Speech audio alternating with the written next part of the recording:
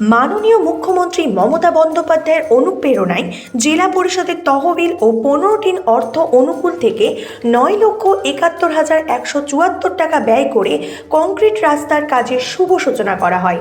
অনুষ্ঠানের মধ্য দিয়ে শনিবার দুপুরে 1টা নাগাদ নারকেল ফাটিয়ে কাজের শুভ সূচনা করা হয়েছে।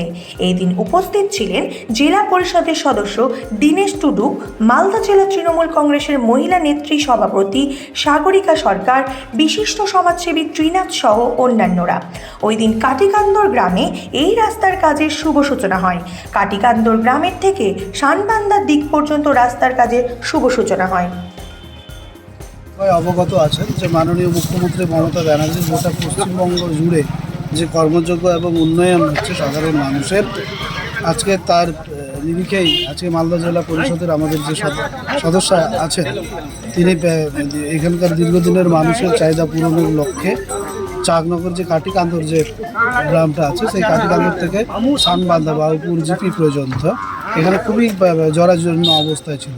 আপনারা জানেন অত্র এলাকার বিধায়ক হচ্ছে বিজেপির, এখানকার উত্তর মালদার সাংসদ হচ্ছে বিজেপি, তারা কোনো কাজই করেনি। অপরপক্ষে আমরা এইখান থেকে জেলা পরিষদের পক্ষ থেকে ইতিপূর্বে আপনাদের দেখবেন যে চাকনগরের যে স্কুলটা আছে সেই স্কুলেও একটা রাস্তা হয়ে গেছে পথশ্রী প্রকল্পের মাধ্যমে। তার আগেও আমাদের জেলা পরিষদের সদস্য এখানে গ্রামের ভিতরে আর একটা 10 লাখ টাকার প্রায় রাস্তা দিয়েছিলেন।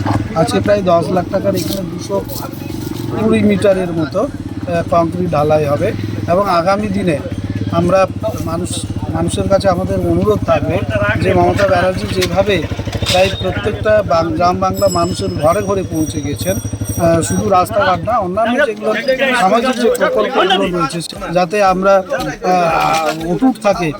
2026-এ নিশ্চয়ই আমাদের দিদিকে সবাই আশীর্বাদ এবং দোয়া দেবেন।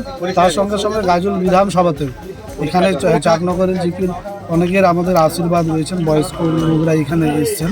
আগামী দিনে নিশ্চয়ই আমরা এই বিধানসভাও আমরা এখান থেকে তৃণমূলের প্রতীকে নির্বাচিত প্রতিনিধি পাঠাতে পারবো যদি আপনাদের আশীর্বাদ থাকে, দিদির আশীর্বাদ থাকে।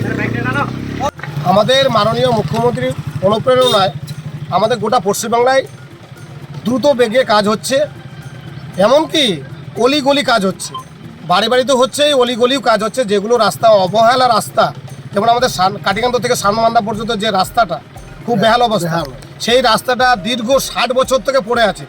আজকে আমাদের 7 নম্বরে যে জেডপি সাগরিকা সরকার মহাশয়া, এমনকি দীনেশ টুডু মহাশয়, আমাদের এই রাস্তার দিকে তাকিয়ে উনি আমাদের শানবান্ধা থেকে কাটিকান্দর দিকে যে রাস্তাটা সেই রাস্তাটা শিলান্যাস করলেন। এমনকি আরও কথা হলো যে আমাদের দেউতলা থেকে কাটিকান্দর পর্যন্ত যে 10 কিলোমিটার রাস্তা, সেই রাস্তাটাও হবে, এই আশ্বাসও দিলেন।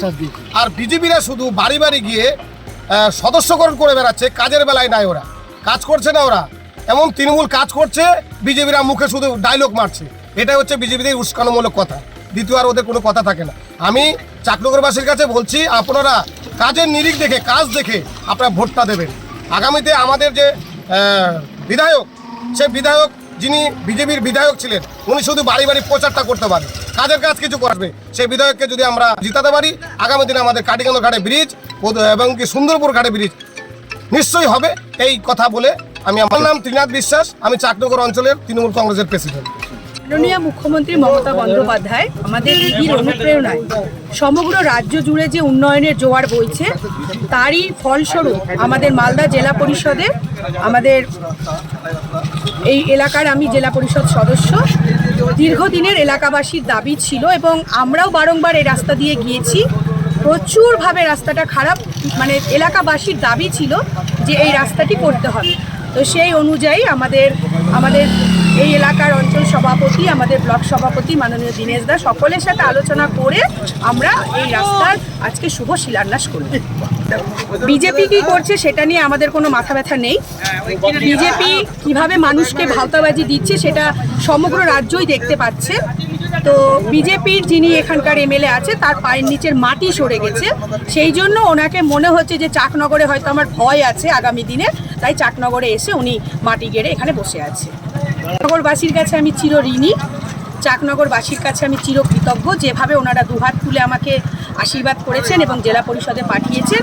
আগামীতে যদি ঈশ্বর সহায় থাকেন, আগামীতে চাকনগরবাসীর জন্য আরও অনেক কিছু অপেক্ষা করছে।